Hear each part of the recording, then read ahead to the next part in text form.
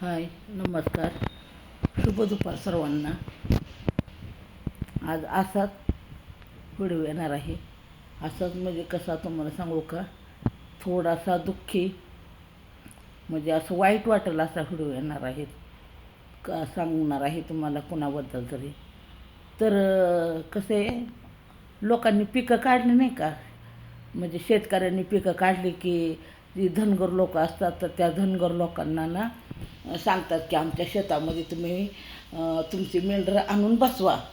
मग ती धनगर लोक असतात ना, तर ती लोक ना ते शेतामध्ये आपली मेंढरं आणून बसवतात. परत ज्यांचं शेत असतं ना, तर ती लोक ना त्या धनगर लोकांना जेवण बनवून देतात. कारण कसं रात्रीच्या वेळेला ना काही काही ठिकाणी म्हणजे चूल पेटवता येत नाही. कधी पाऊस असतो, कधी भरपूर हवा असते, वारं असतं ना, तर त्यांना स्वयंपाक बनवता येत नाही. तर त्यांच्यासाठी ना म्हणजे काही काही गावातले लोक ना, म्हणजे ज्यांचं शेत असतं ती माणसं स्वतः म्हणजे स्वयंपाक करून भाजी भाकरी आमटी सगळं सगळं त्यांना नेऊन देतात. असं इकडं कोल्हापूरमध्ये पद्धत आहे. तर झालं काय, आणि माणसाजवळ माणुसकी शिल्लकच राहिली नाही म्हणा. काय झालं काय तर बानाई शेतकरी बानाई धनगरी जीवन म्हणून चॅनल आहे. तर त्यांचा व्हिडिओ ना मी बघितला.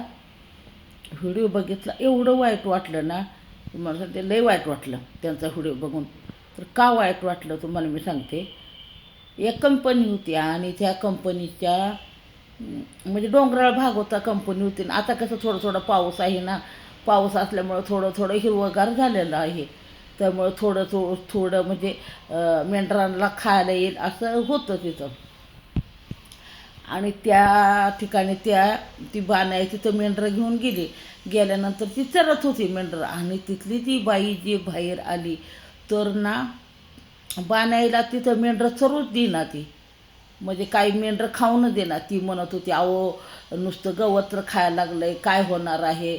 आणि एवढी रडकुंडीला एवढी केवलवाणी बोलत होती ना ती बानाई. तर तो व्हिडिओ बघून ना एवढं वाईट वाटलं ना. काय त्या मेंढरांची चुकी होती. त्या मेंढरांना दगड मारत होती, काठ्या म्हणजे काहीतरी हातात गावाचं फेकून फेकून ती मारत होती.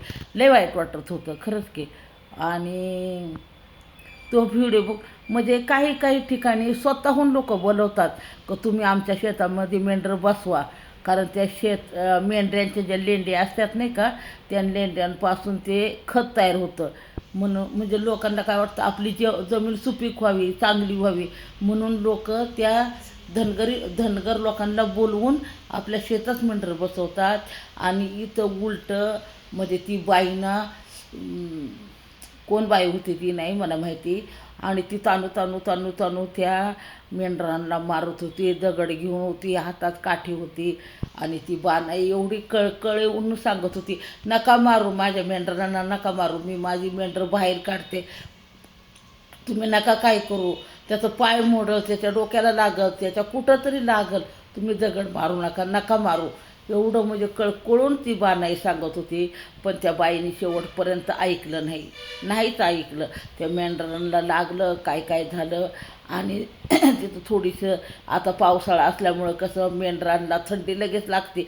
एवढी त्यांच्या अंगावर केस असतात पण त्यांना थंडी सहन होत नाही मेंढरांना. तर ती बानाई म्हणत होती इथं ना छोटीसं जागा आहे तर आम्ही इथं बसतो आडोशाला. तरी त्या बाईने ऐकलं नाही. आणि बानाईला तिथून शेवटी मेंढरं काढायला त्या बाईने लावलं. आणि शेवटी वाटेने मेंढरं निघाली. आणि ती सांगत होती म्हणली कोकणातली लोक म्हणजे कोकणात चाललेली बानाई. आणि बानाई म्हणत होती कोकणातले लोक लई चांगली आहेत म्हणली, आम्हाला ना आमच्याकडनं रुपया पण घेत नाही, तर आम्हाला तिथं बसून देतात, असं तसं लई कळकळून बानाई सांगत होती. तुम्ही ते व्हिडिओ बघा, तुम्हाला नक्की त्या व्हिडिओमधून माहिती कळेल की बानाई कशी बोलत होती आणि ते किती कळकळून सांगत होते. तर ना मुक्या प्राण्यांना खरोखर तुम्ही म्हणजे दया करा, मुक्या प्राण्यांवरती नका असं करू. कारण आपल्यावर ही वेळ कधी कुठली येईल आपण सांगू शकत नाही. आपण माणूस आहे, आपल्यावर जर आपण प्राण्यांचा हाल केला ना तर आपलंही हाल होणार, एवढं लक्षात ठेवा.